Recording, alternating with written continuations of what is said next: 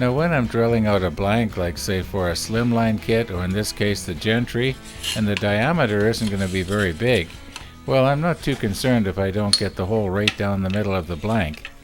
However, when I'm doing a larger one, like the Carbera, I want to make sure that I do the best I can. Well, reasonably best anyway. Now, I believe that in an earlier episode I had mentioned that I was going to do the gentry first, and almost separately. However, because there are so many little aspects of this that you have to set up twice again to do the Carbera, I'm going to do certain aspects of the Carbera at the same time here. It'll save time.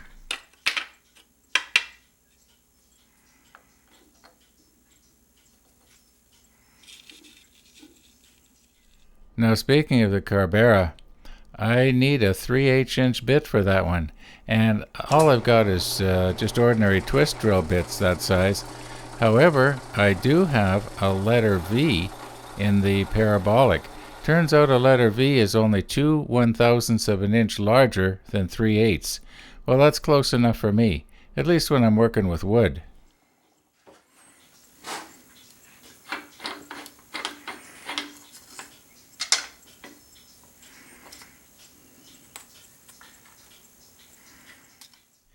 Now here's a step that I forgot to do last week on the first two Sierras, and on the second two I remembered to do it, but then I didn't video it, so you missed that one too.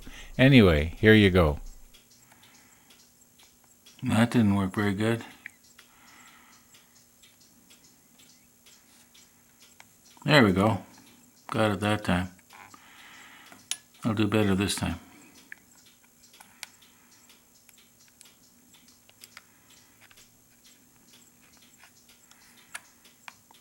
Yeah.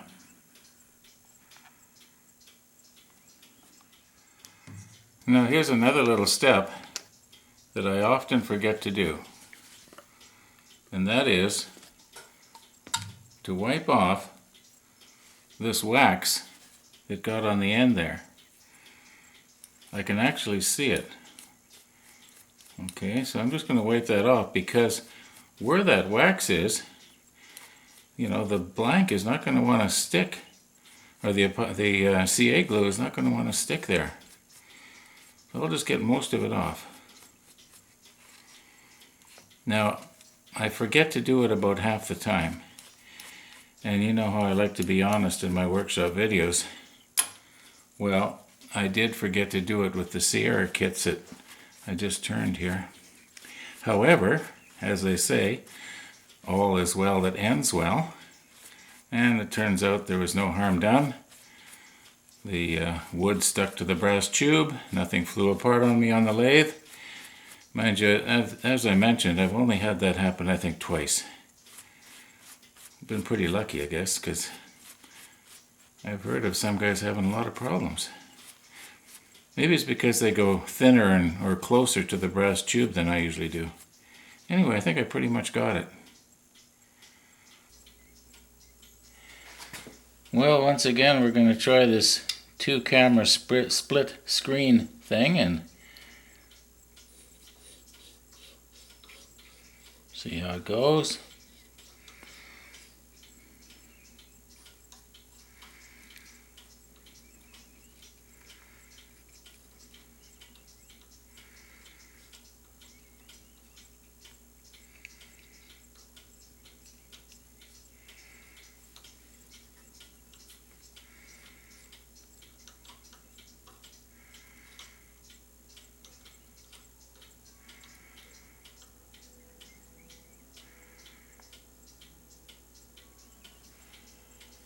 Okay, now with the curing agent here a little bit on this one end. Oops, sorry, didn't mean to bang the camera there. Yeah. Now once I'm sure that's set, I should be able to pull this end out without the brass tube coming out. Oops! Guess I didn't wait long enough.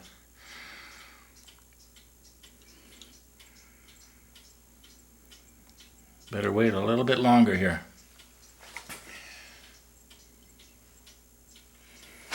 And now we'll try it. Oh, still hasn't cured. Okay. Well, that extra thick does take quite a while. Now you may be wondering, why didn't I spray both ends with the curing agent? Well, if I do, sometimes when I'm dragging out that elastic band, parts of it stay stuck in the brass tube. There we go. Now this end here, it should still be, see, it's still soft. The other end, it should be cured because I sprayed the curing agent on it. But this end here, you can see it's still soft. It'll take a while. It'll take maybe 5 minutes because it's on there so thick.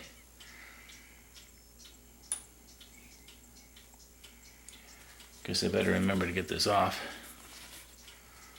Okay. Now we'll do the other one. Well, here we go again.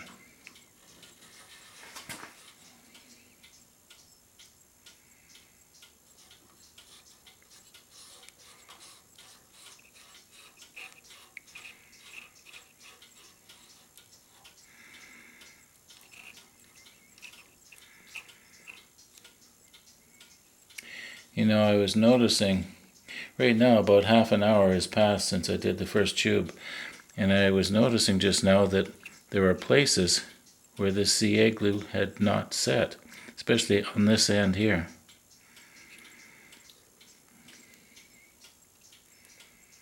That was strange.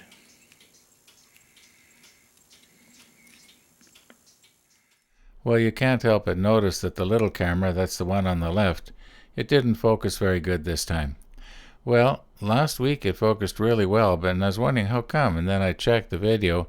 Everything last week was in the foreground. There was nothing in the background for it to focus on, so it focused nice and sharp. I'll have to remember that in the future.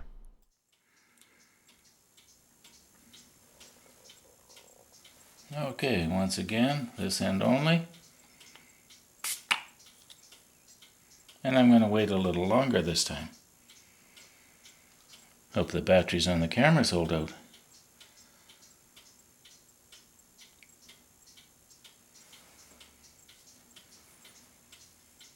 I want to wait until I can see that white actually touching the brass tube. Then I know that the CA glue has cured around the brass tube. I'll sit down and make myself comfortable here.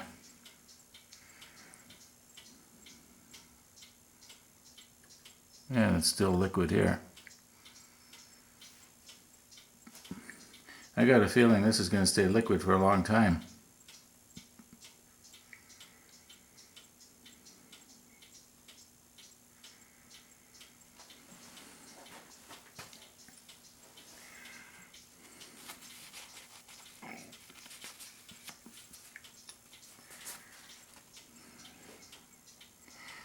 Well, should I try it? Let's see what happens.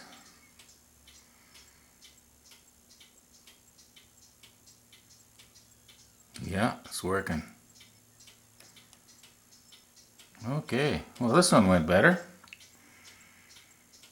I'll let that cure now for an hour or so.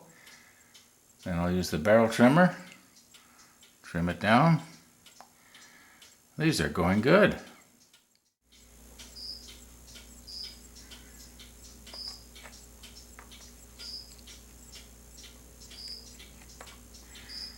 Now I don't know if you can hear it or not, but I still got crickets.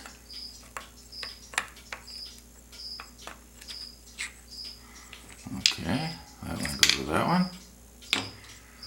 And I think this is the smallest one. Yes, it is. But I'm going to use this one here that has the cutting edge.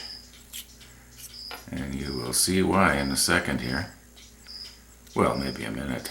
But this should fit in here. Yeah.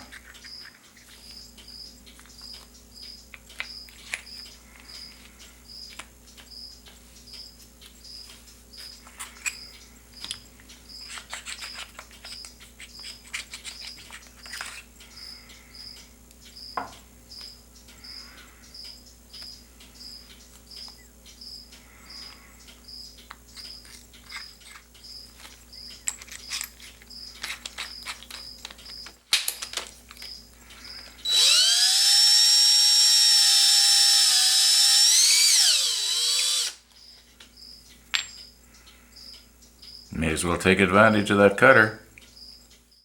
Now I happen to have two exactly the same size. One has the cutter and one doesn't. Now when I'm using the barrel trimmer, I prefer to use the one that does not have the cutter, and that way there's less of a chance that I'm going to be damaging the inside of my brass tube with the cutter.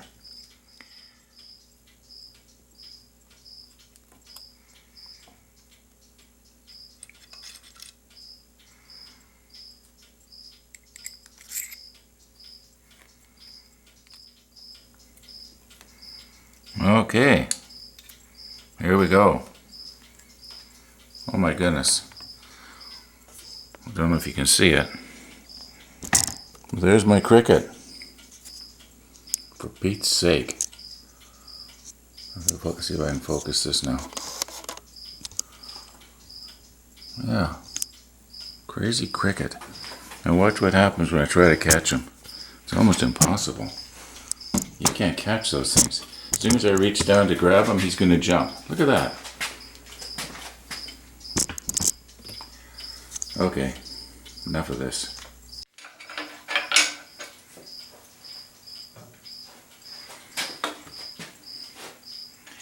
Well, we'll do the gentry first.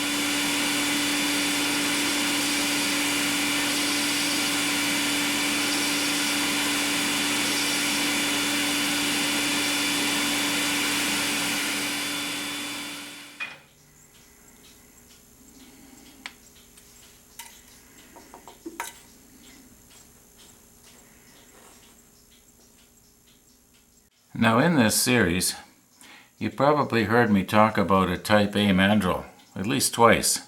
This is the Type A.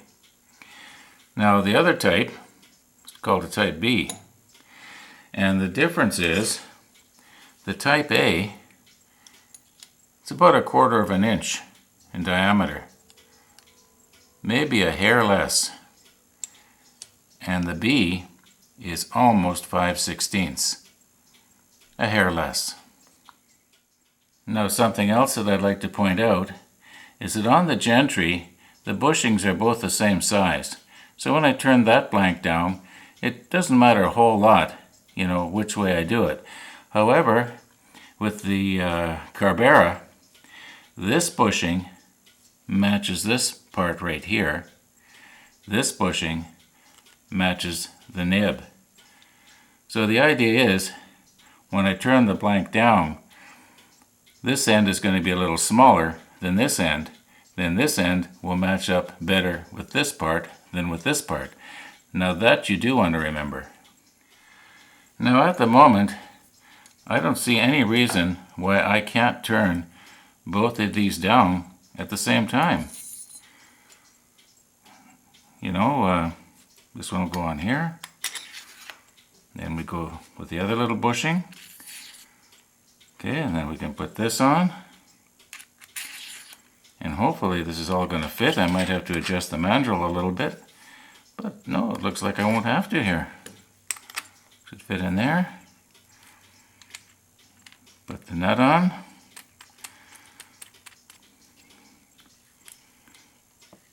Okay, it's nice and tight. Well, here we go.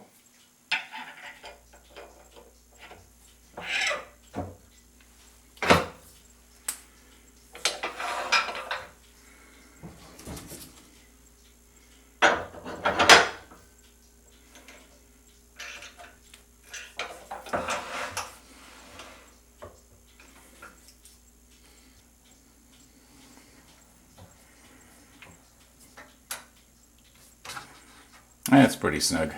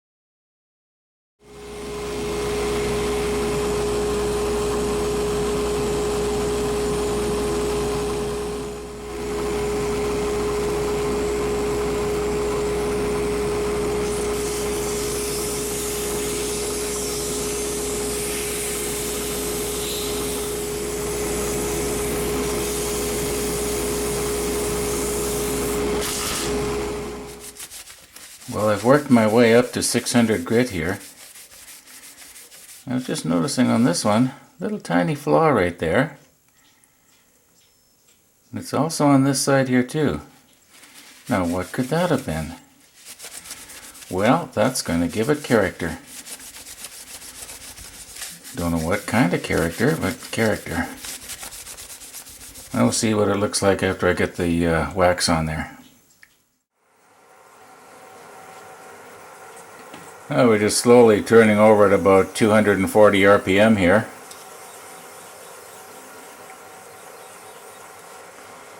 And wipe off the excess.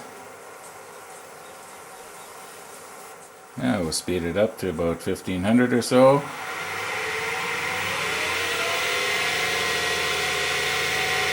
And buff it.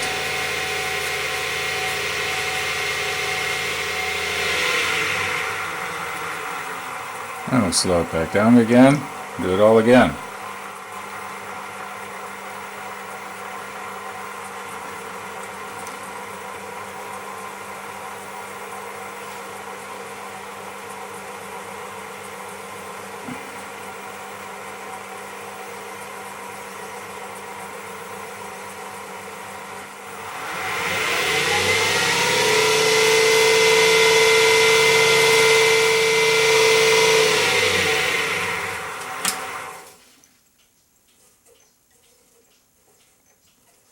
Well, that's not too bad for just 2 applications.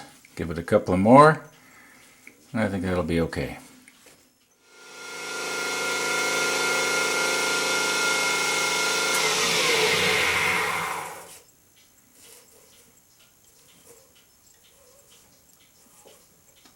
It's gonna have to do, including the little character flaw, because I'm not gonna make another one.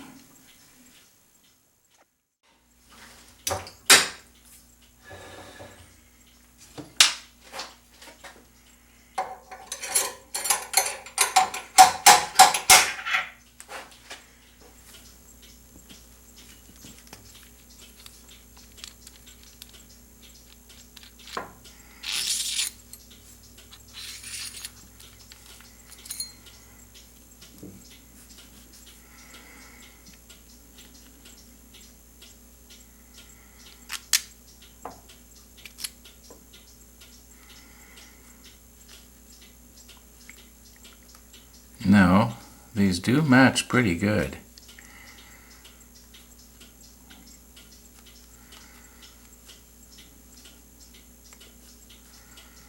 Yeah, I wonder what caused that imperfection in the wood there. Was it a little wormhole or what was that? Well, like I said, it gives it character. But that matches pretty good. Yeah, I think those are going to look okay. Now the first pressing is quite simple on the gentry.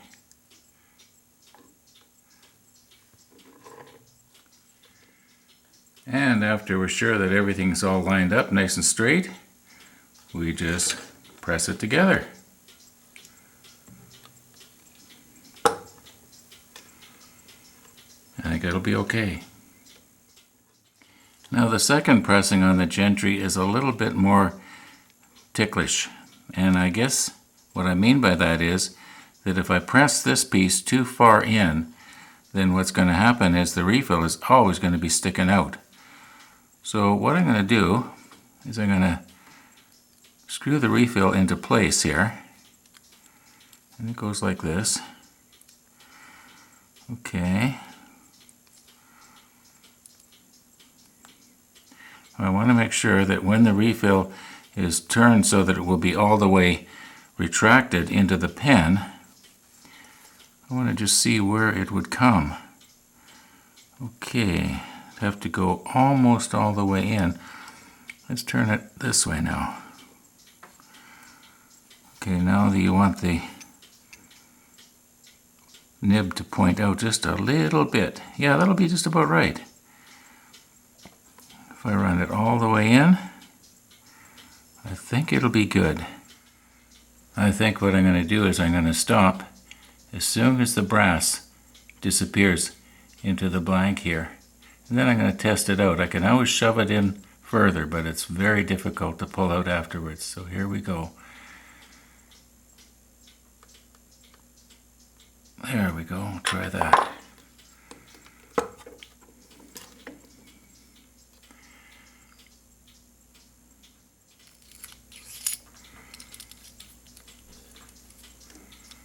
Okay, now let's pretend that the end is on. I think I could push it in just a little bit more. About another 1/16 of an inch. Now you can see here where there is actually a little mark. That's where I was supposed to go up to, but like I say, I wanted to check it out. But let's go up to that mark, and that should be just about right. Here we go.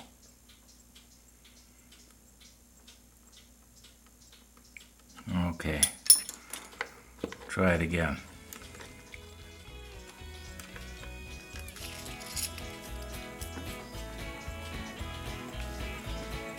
Okay, here we go. I think that's okay. Goes all the way in, comes all the way out. Now I think it's just a case of pressing on the cap. I've never done this kit before, so we'll see what happens here. Oh, does it still work? It still works.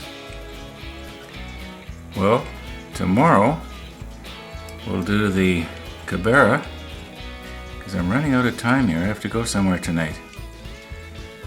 So we'll do the Cabera tomorrow. And that will be it. In the meantime, folks, thanks for watching.